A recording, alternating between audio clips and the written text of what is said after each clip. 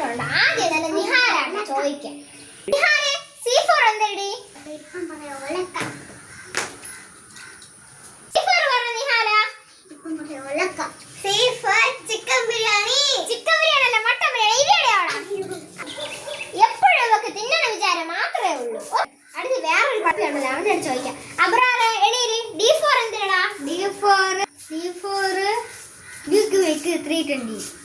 എപ്പോഴാണ് ബൈക്കിന്റെ വിചാരേ ഉള്ളൂ. ഒരു ബൈക്ക് ഭ്രാന്തനായി പോയാൽ എല്ലാം ഉഴപ്പിയാണ്.